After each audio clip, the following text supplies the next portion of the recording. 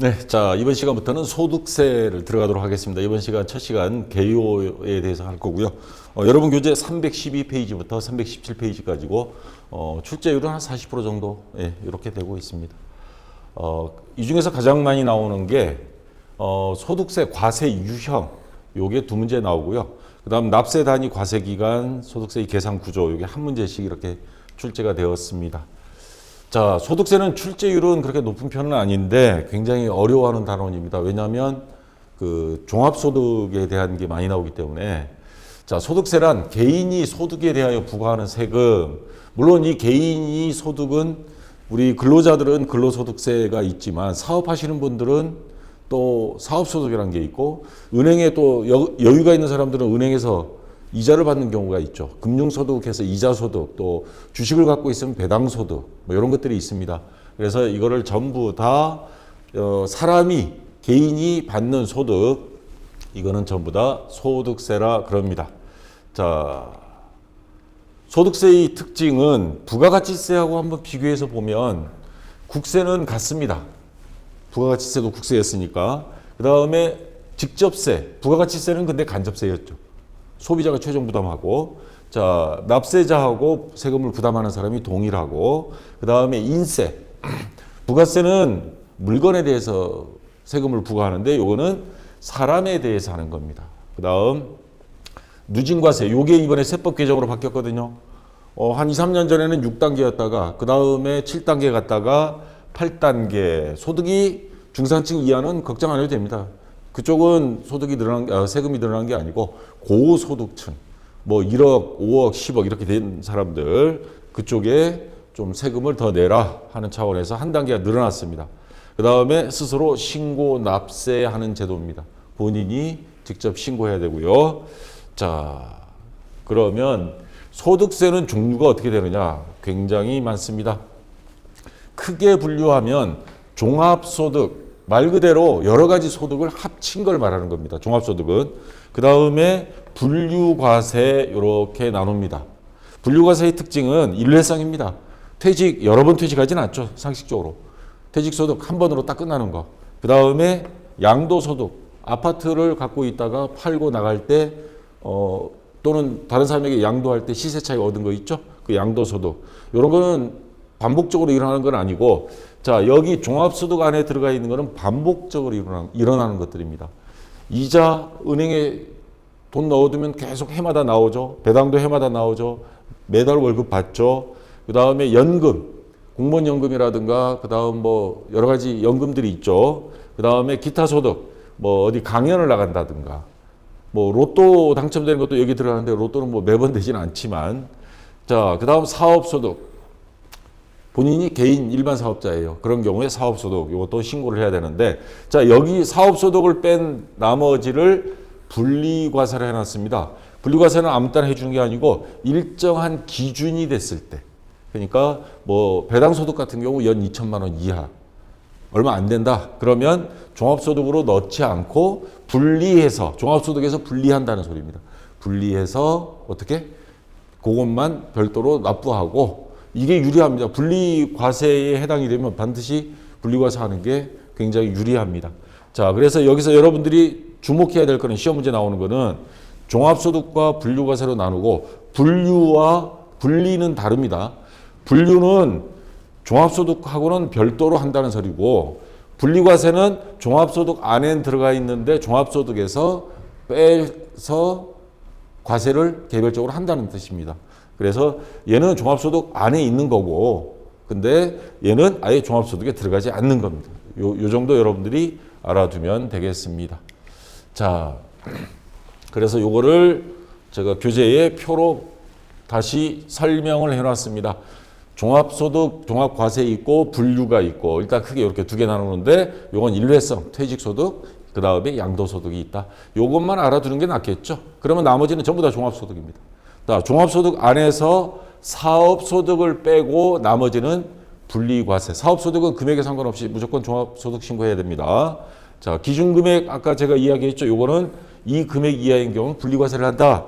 자, 기준이 이자나 배당, 금융 관련 소득입니다. 그거는 2천만 원 이하. 근로소득은 웬만하면 다 들어가는데 그 일용 우리가 잡급 해가지고 배운 게 있죠. 시중에 쓰는 노가다 일용직인 경우 알바도 하루 일당만 받고 하는 경우 그런 경우에는 분리과세에서 요거에 대한 3.3% 떼고 그 다음 나머지 종합소득 신고할 필요 없는 겁니다. 그 다음에 연말정산 안 한 경우도 물론 들어가고요. 연금 연간 1,200만 원 이하일 때는 요거 분리과세 하고요. 기타 소득 어디 강연을 나가서 또는 일회성 그런 경우에 300만 원 이하일 때는 분리과세를 한다. 자, 한번 문제를 풀어보면서 보충 설명을 하겠습니다. 314페이지. 자, 소득세법상 다음 자료에 의한 소득만 있는 거주자 김철수의 2017년도 종합소득 금액을 계산하면, 그러니까 분리과세 빼고, 물론 분리과세에 대한 말은 여기서 기준금액이 없으니까 그럼 분리과세는 필요 없고, 여기서는 분류과세를 빼야 됩니다. 자, 이 중에서 분류과세 뭐예요? 한 번만 하는 거. 퇴직소득, 양도소득은 종합소득 범위 안에 안 들어간다 그랬죠. 그러면 종합소득 범위 안에 들어가는 건 기타소득 3,000, 근로소득 1,500. 물론 이 중에서 분리과세 그것도 조건이 달린다면 하는데 다른 조건이 없으니까 요거 두 개 더한 금액 4,500만 원. 예, 3번이 정답이 되겠죠. 자, 이런 식으로 시험 문제가 출제가 된다는 겁니다. 자, 그 다음 납세 의무자. 자, 소득세는 납세 의무자가 국내에 거주하느냐 안 하느냐를 기준으로 합니다. 국내 거주하는 사람은 근데 뭐 잠깐 한 달 있다가 나간다. 그 소득세 신고하기는 좀 그렇죠. 그래서 183일 2018년도 개정이 됐는데 183일 다시 말해서 365일 나누기 2 하면 요 숫자가 나오겠죠. 반올림해서. 그래서 1년에 반 이상 6개월 이상 거주했을 경우에는 국내 또는 국외 모든 소득은 다 내라. 해외에도 뭐 한 5개월 정도 있다가 국내에도 있고 양쪽 다 소득이 있어요. 그러면 양쪽 다 소득을 합쳐서 내고, 비거주자 183일 이하. 자, 이런 경우는 국외 소득에 대해서는 세금 물릴 수 없습니다. 대표적인 예가 류현진 같은 경우 외국에만 계속 있잖아요. 국내는 뭐 잠깐 왔다 가고. 근데 소득이 국내에 없다. 있다면 모를까? 없다. 그 사람이 벌어들이는 거는 해외에서 벌어들인 거예요. 국내에서는 세금 안 냅니다. 그러면 이중과세가 돼요. 해외에서 미국에서 세금을 다 냅니다. 뭐 캐나다인가요? 미국인가? 자, 비거주자 1년에 183일 이상 거주하지 않는 사람들은 국내에 소득이 있을 때만 과세를 하고요. 소득세를 신고하고, 그렇지 않은 경우는 안 냅니다. 자, 거주자는 국내외 소득 전부 다. 자, 문제를 한번 볼게요. 314페이지에 있는 문제입니다. 자, 요거. 자, 다음 소득세법상 납세 의무자에 대한 설명 중 옳지 않은 것. 소득세법상 거주자가 되려면 국내에 주소를 두거나 1년 이상 거소를 두어야 된다? 아니죠, 아까. 183일? 예, 딱 나누기 2해서 반올림하면 나옵니다. 그래서 이게 틀린 것 해서 1번이 정답이 되고요. 거주자는 국내외, 거주자가 183일 이상 있으면 국내외 소득에 대해서 납세 의무가 있다. 이거 맞죠? 비거주자는 국내 원천 소득이 있을 때만 내고 국외 원천 소득에 대한 납세 의무는 없습니다. 그거는 미국이나 뭐 그쪽 나라에서 냅니다. 그래서 맞고요. 류현진 생각하면 딱 맞을 겁니다. 자, 그 다음. 자, 요것도 부가가치세처럼 과세 단위, 과세 기간이 있습니다. 자, 소득세법도 소득세의 과세 기간은 1월 1일부터 12월 31일까지 1년을 기준으로 한다. 그래서 중간에 내가 그만뒀다. 식당 운영하다가 폐업했다. 자, 그래도 과세 기간은 1년입니다. 근데 예외가 있습니다. 사망을 해버린 경우는 사망한 날까지만 하고요.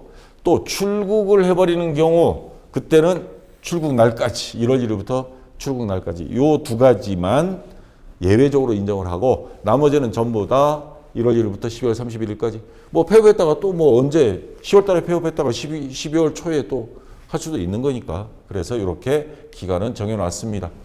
자, 그 다음에 필요 경비라고 하는 건데 사업소득, 기타 소득에 대하여 총수익 금액에 대응하는 비용을 필요 경비로 인정을 하는데 근데 이런 게 장부를 또 작성하지 않는 사람들이 많단 말이에요. 할 줄 모르고. 그래서 근로소득, 연금소득에 대한 근로소득공제, 연금소득공제를 필요경비에 준하여 공제하고 이자소득과 배당소득에 대해서는 자, 은행에 돈 넣었는데 이자가 생겼어요. 그거 자기가 비용이 나갈 일이 없죠. 뭐 다른 사업소득은 사업에서 소득을 얻기 위해서는 그만큼 여러 가지 뭐 들어가는 것들이 있습니다. 근데 이자소득이나 배당소득, 다시 말해서 금융소득은 본인의 노력에 상관없이 은행에 적금만 들어두고 주식만 사놓으면 나오는 거니까 이거는 필요경비가 없습니다. 필요경비 공제가 없고요. 나머지 사업소득은 필요경비 공제해 줍니다. 근로소득은 근로소득 공제, 우리 연말정산하는 거 많이 배웠죠? 그런 것들. 연금은 기본적으로 연금소득 공제해 주고 기타 소득은 필요경비. 대신에 이거는 증빙 자료가 있어야 되겠죠. 자, 이럴 경우에 필요경비는 이렇게 공제를 해준다. 자, 그 다음 사업소득 기준으로 봐서 종합소득금액 중에 가장 큰 거는 사업소득이에요. 장사에서 생긴 소득. 그러니까 월급쟁이들은, 근로자들은 보통 13월에 뭐 월급이라 그래가지고 1월달, 2월달에 연말정산 신고하죠. 그거 하나만 하면 끝납니다. 근데 그거 외에, 근로소득 외에 뭐 장사를 해서 생긴다거나, 그 다음 아까 이자소득 생긴다거나, 또 뭐 여러 가지 다른 소득들이 있을 경우에 그거는 연말정산도 하지만 종합소득 신고 4월달인가 5월달 그쯤에 종합소득 신고를 해야 됩니다. 자, 근데 종합소득 금액 중에 대부분 신고하는 사람들 보면 사업소득이 제일 커요. 근데 문제는 결손금이라는 경우 사업소득에서 필요경비, 돈 벌기 위해서 들어간 비용을 빼고 나니까 마이너스인 경우 하면 이거는 뭐를 의미하는 거예요? 적자라는 거예요, 적자. 마이너스. 근데 원래 적자야. 근데 내년엔 이익이 생겼어. 그러면 적자 날 때는 세금 돌려받지 못하고 이익 나면 또 뭐 추가로 막 세금 내고 최근 들어서 주식에 대해서 이익이 생기면 세금 물리겠다 했다 난리가 났었죠. 백만 개미들한테. 그래서 그러면 요렇게 몇 년에 걸쳐서 원래는 주식 이익 났어. 근데 작년에 손해본 게 있어. 그러면 이익 날 때 당연히 세금 내겠지만 손해본 것도 해달라. 이렇게 해서 요거까지 지금 정부에서 기획재정부에서 준비를 하고 있습니다. 자, 종합소득세도 이렇게 결손금이 있을 때 2월 결손금. 내년에도 수익이 있다 그러면 작년도 손해본 거를 퉁쳐가지고 그걸 감안해 주겠다는 겁니다. 그래서 사업소득이 결손금은 당연히도 과세기금 종합소득세 표준을 계산할 때 자, 사업소득, 근로소득, 연금소득, 기타소득, 이자소득, 배당소득 순으로 공제를 하고 작년 손해본 거 원래 이익이 났어. 그러면 퉁치고 그만큼 적게 낼 수 있다 이 말입니다. 이게 바로 2월 결손금입니다. 원래 결손된 거 내년으로 넘긴다는 뜻이고 근데 이 순서는 자주 나오진 않는데 한 번 정도 시험 나왔는데 이런 거 암기하려면 머리 아프죠. 그래서 저는 어떤 요령으로 이거를 여러분들한테 힌트를 주냐면 제일 먼저 나오는 거는 사업소득이 제일 커요. 그 다음에 근로소득이 두 번째입니다. 자, 그 다음 나머지 뭐 다 외우기 뭐 하니까 이자소득과 배당소득은 아까 뭐라 그랬어요? 합쳐서 금융소득이라 그랬죠? 필요경비 공제 안 해주는 거. 금융소득이 제일 뒤에 있다. 그렇게 생각하시면 돼요. 제일 앞에는 사업소득이 크고 그 다음 근로소득, 맨 뒤에는 금융소득. 요 정도만 하면 시험 문제를 맞출 수 있습니다. 이런 요령으로 뭐 연금 기타까지 순서를 다 외우기는 그렇고요. 그리고 당해년도에 공제 못한 결손금은 2월 결손금이라 해요. 자, 요 노란색 밑줄 그어진 거 구교재 갖고 있는 분들 요거 10년으로 돼 있을 겁니다. 요거 15년으로 고쳐주세요. 자, 요거 세법 2021년도에 개정이 됐습니다.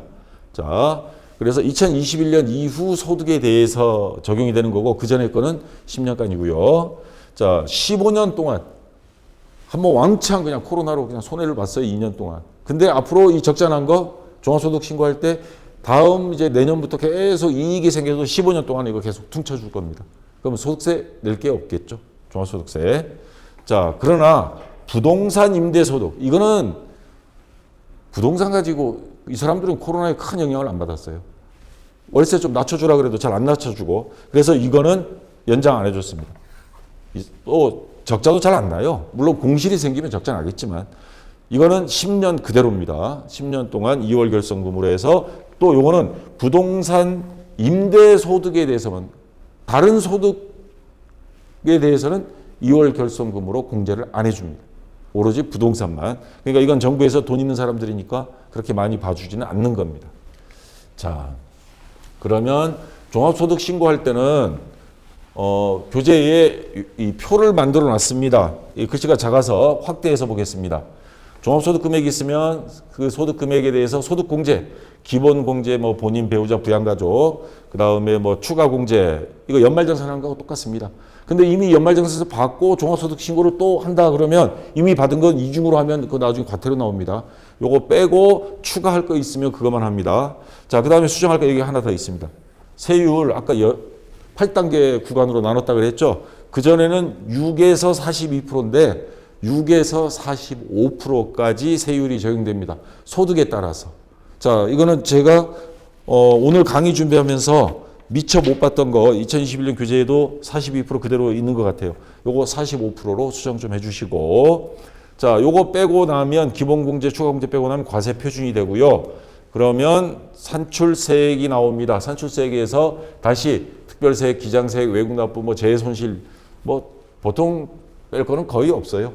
요거 빼주고 나면 혹시 가산세 낼 거 있으면 가산세 내고, 그 다음에 중간에 금액이 일정 수준 되면 그 중간 연합하는 경우가 있습니다. 중간 연합 금액 빼주고, 그리고 나면 납부할 세액, 종합소득세 납부할 금액이 나옵니다. 자, 아까 이야기했던 7단계에서 8단계로 늘어났다는 거, 옛날 교재 갖고 있는 분들, 자, 이거 수정해 주기 바랍니다. 여기까지는 다 똑같아요. 여기서 5억 원 이상이라고 돼 있었습니다. 근데 5억 원에서 10억 원까지로 정하고 42%는 그대로고요. 그 다음 한 칸 더 10억 원 초과 해서 45%, 3% 더 해서 45%까지 세금을 내라. 뭐 세금 내도 좋으니까 이런 돈만 생긴다면 좋죠. 내고 나서도 55%, 5억 5천만 원이 남으니까. 자, 이렇게 한 단계가 나왔고, 이거 외울 필요 없습니다. 자, 8단계라는 거 종합소득 세율은 그 다음에 6%에서부터 45%까지 있다. 이 정도만 알고 있으면 되겠습니다. 자, 됐고요. 그러면 문제를 풀어보면서 중간중간에 보기를 개정세법에 맞춰서 제가 한두 개 수정한 것들이 좀 있습니다. 최근에 추가로. 여기 노란색 밑줄 그은 거 15년간으로 고쳐주시고, 그리고 앞에 연도가 이게 317페이지죠. 2009년이라고 돼 있었습니다. 정확히 하려면 2021년으로 해야 맞습니다. 2021년부터 적용이니까. 자, 요 두 개만 수정을 해 주시고, 혹시 만약에 시험 문제 나온다면 이런 식으로 나올 겁니다. 자, 다음 중 소득세법상 결손금 공제에 관한 설명 중 틀린 것. 자, 요 한번 보겠습니다. 2021년 1월 1일 이후 발생한 2월 결손금은 발생연도 종료일로부터 15년간 연장하면서 계속 공제받을 수 있다 그랬죠, 아까? 예, 이거 맞는 말이고요. 결손금과 2월 결손금이 동시에 존재할 때가 있습니다. 올해도 적자, 작년에도 2월 결손금 적자 나와서 넘어왔어요. 그러면 둘 중에 어느 거를 먼저 공제를 해줄 것이냐? 자, 2월 결손금이 아니고 결손금을 먼저 해줍니다. 자, 결손금을 우선적으로 공제하고, 자, 그 다음, 그래도 돈이 적자예요. 그러면 그때 가서 2월 결손금으로. 순서는 이렇게 들어갑니다. 그래서 요게 뜰린 것이어서 2번이 정답이 되고요. 사업소득, 부동산 임대소득은 없어요. 사업소득이 결손금은 다른 소득 금액과 통산한다. 자, 사업소득이 결손금이 생겼어. 그 다음에 또 다른 뭐 기타 소득 결손금이 있어요. 그걸 전부 다 합칩니다. 합쳐가지고 2월 결손금으로 넘깁니다. 맞는 말이고요. 부동산 임대소득은 얘는 왕따입니다. 완전히 별개로 해요.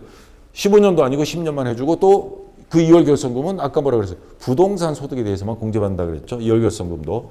결손금은 사업자가 빚이 기록한 장비에 의하여 사업소득 금액을 계산할 때 필요 경비가 있으면 그 초과하는 금액, 그러니까 다시 말해서 필요 경비를 빼고 초과라는 말은 마이너스가 나, 적자가 났을 때 이거를 결손금이라 한다라는 뜻입니다.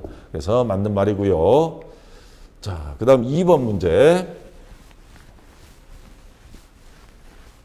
자, 요것도 여기 10년이라고 돼 있을 겁니다. 이거 2번 문제 거기 보기 3번에 가면 15년으로 수정해 주시고 요것도 날짜 아까처럼 2021년 이후입니다. 요거 두 개 수정해 준 상태에서 문제풀이 들어가겠습니다. 자, 그러면 다음은 소득세법상 결손금 공제에 관한 설명이 다 틀린 거 비슷한 문제입니다.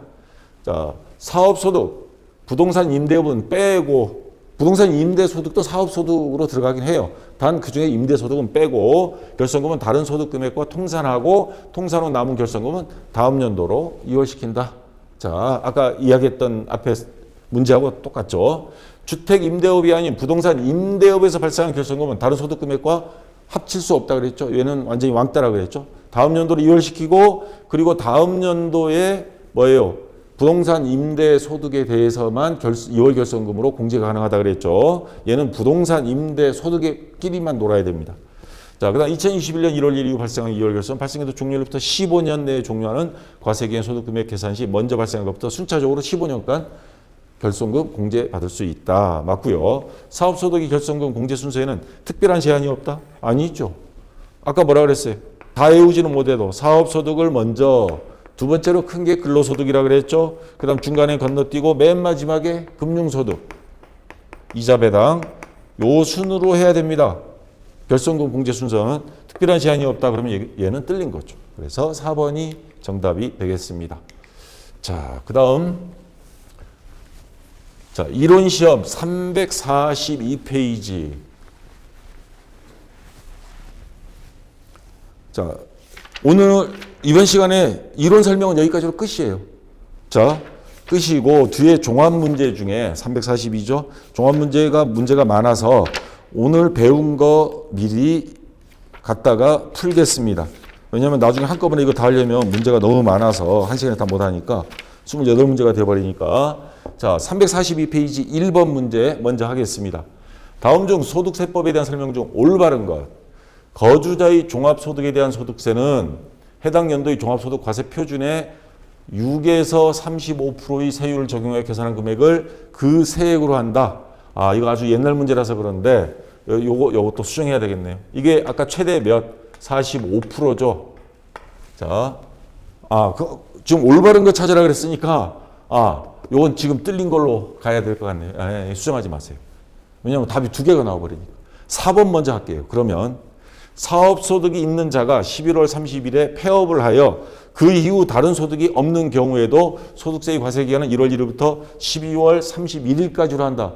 아까 이야기했죠. 예외는 사망했을 때, 출국했을 때 두 개 빼놓고는 항상 1월 1일부터 12월 31일까지 과세기간으로 한다 그랬죠. 올바른 것 찾으라 그랬습니다. 그러면 요 4번이 정답이 되죠.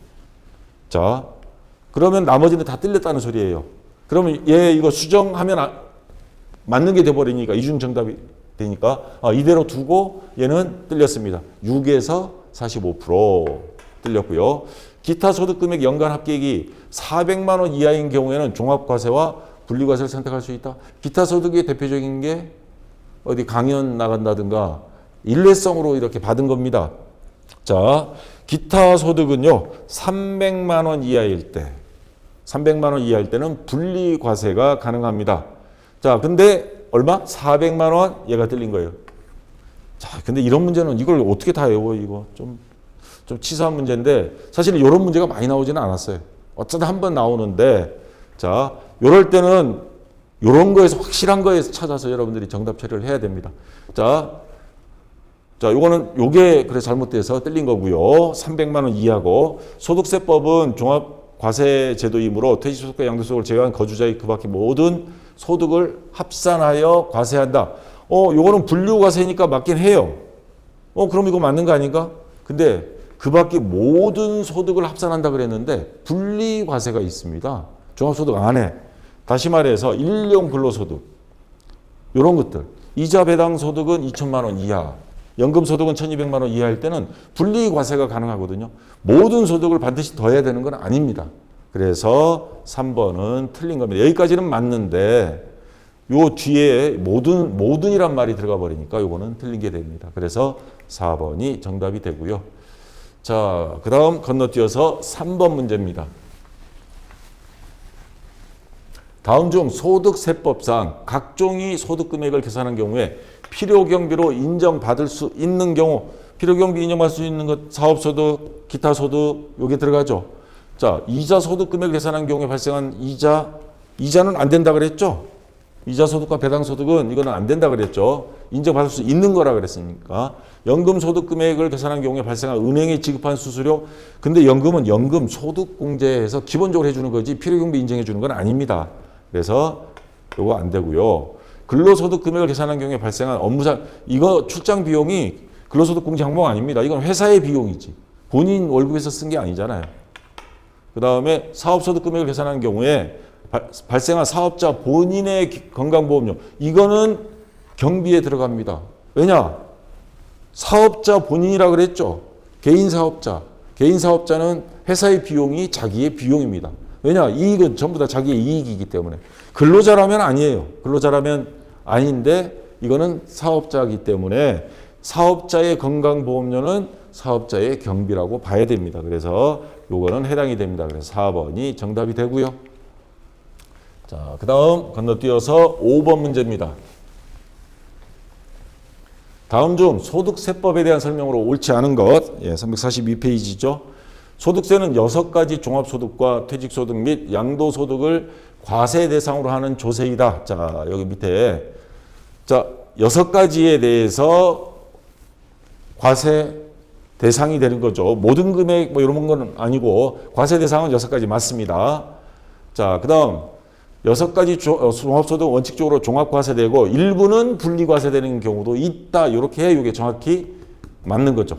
소득세법은 열거주의 과세 방식. 이게 무슨 말이냐면 열거주의라고 하는 게 소득세법은 전부 다 소득세법으로 다 열거하고 있습니다. 요럴 때는 요렇게 하고 요럴 때는 뭐 요건 필요경비 인정되고 요건 인정이 안 되고 가족 배우자 공제는 나이가 뭐 경로부대 공제는 만 뭐 60 몇 세, 그다음 전부 다 자녀는 만 20세 이하 이런 식으로 다 열거하고 있습니다. 신용카드 공제는 자기 총 급여액의 3%를 초과하는 금액에 대하여 얼마까지 이런 식으로 과세 방식이나 이자소득이나 배당소득, 금융소득은 이거는 딱 정해놓지 않았어요. 그냥 금액의 몇 프로 포괄주의를 채택하고 있습니다. 열거주의와 포괄주의는 이런 게 다른 점입니다. 자, 이거 맞는 말이고요. 퇴직소득과 양도소득은 분리가 아니죠. 분류과세입니다. 분류과세. 자, 다시 한번 이거는 종합소득과 분류해서 한다는 거고 얘는 분리는 종합소득 안에 있지만 사업소득을 뺀 나머지는 일정 금액 밑으로는 뭐 금융소득 같은 경우 2천만 원 이하는 분리해서 종합소득 신고 안 하고 별도로 그냥 하면 납부하면 된다 이 말입니다. 자, 그래서 4번이 정답이 되고요. 자, 그 다음 건너뛰어서 7번 문제입니다. 다음 중 소득세법상 분리과세 소득이 없는 거. 아까 종합소득 중에 분리과세가 유일하게 안 되는 게 맨 밑에 하나 있었죠. 그렇죠. 사업소득 정확히 봤습니다. 사업소득은 분리과세가 없습니다. 금액에 상관없이 무조건 종합소득 신고해야 됩니다. 2번이 정답이 되고요.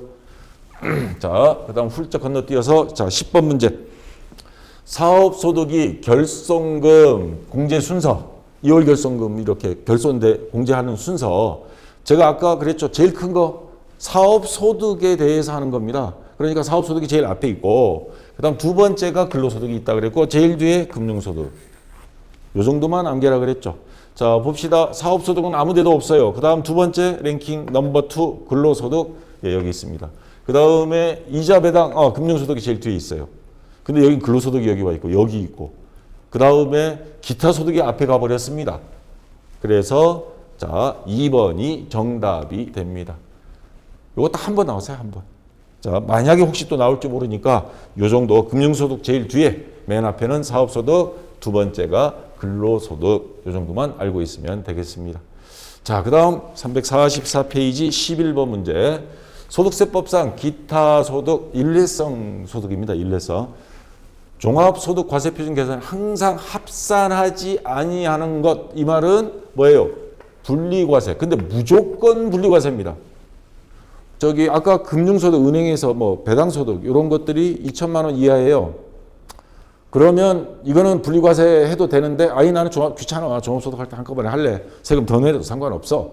그건 선택사항입니다. 근데 무조건 분리과세. 종합소득 신고 안 되고 너는 무조건 분리과세 해 하는 게 있습니다. 여러분 교재 앞에 보면 그거 너무 많아서 자 거기 다 배열이 돼 있는데 가장 대표적인 거 복권. 로또 당첨됐다. 금액이 얼마냐에 따라서 뭐 30%, 40% 이렇게 나눕니다. 그래서 그거 빼고 아예 은행에서 복권 당첨금 받으러 가면 그거 빼고 나머지만 줍니다. 그래서 복권 당첨금은 무조건 분리과세에 해당이 됩니다. 그래서 1번이 정답이 됩니다.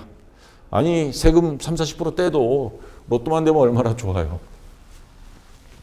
자, 그 다음 훌쩍 건너뛰어서 16번 문제. 자, 344페이지에 있는 겁니다. 자, 다음 중 소득세법상 반드시 종합소득과세표준 확정신고를 하여야 하는 자는 누구인가? 분리과세 안 되고 종합소득 신고해야 되는 게 어느 거냐 이 말입니다. 연봉 4,500만 원인 근로소득만 있는 사람은 이거는 근로소득만 신고하면 돼요. 종합소득 대상이 아닙니다. 이거는 근로소득만 하면 끝입니다.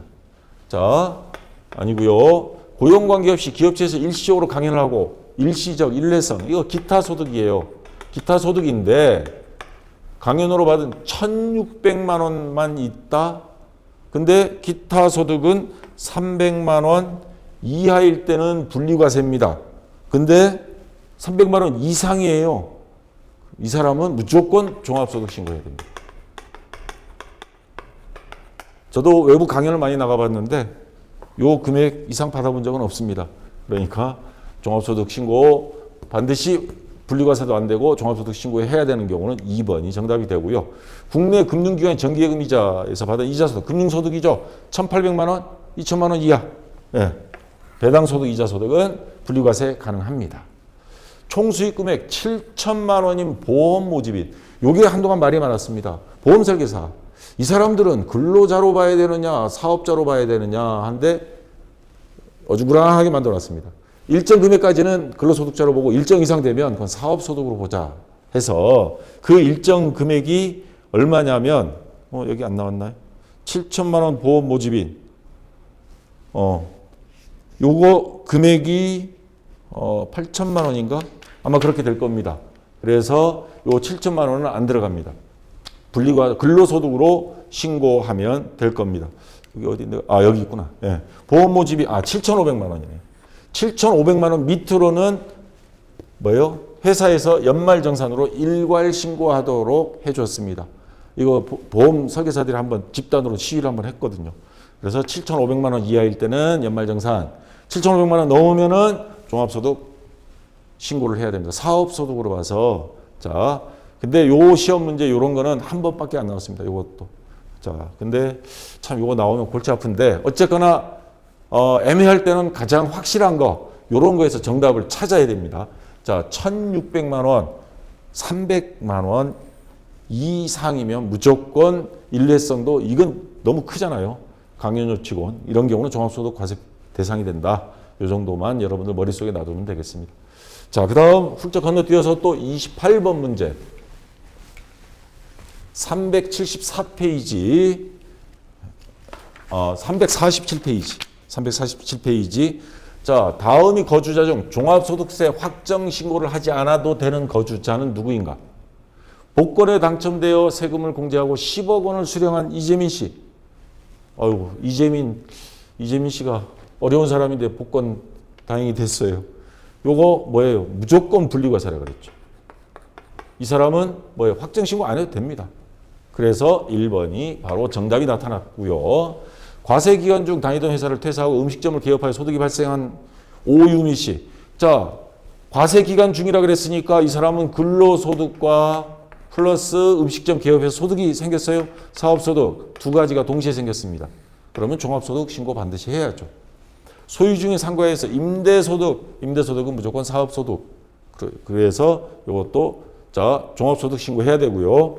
개인 사업을 영위해 사업소득이 발생했다. 같은 말입니다. 그래서 종합소득 신고해야 됩니다. 그래서 1번이 정답이 되고요. 그러니까 여러분들 이 오늘 배우는 데에서는 복권 당첨 무조건 풀리고 하세요. 그거 머릿속에 기억해 두시면 되겠습니다. 자, 여기까지 해서 시간이 한 38분 나와버렸네요. 자, 여기까지 해서 마무리 짓고요. 자, 다음 시간 이어서 또 뵙도록 하겠습니다. 자, 수고했습니다.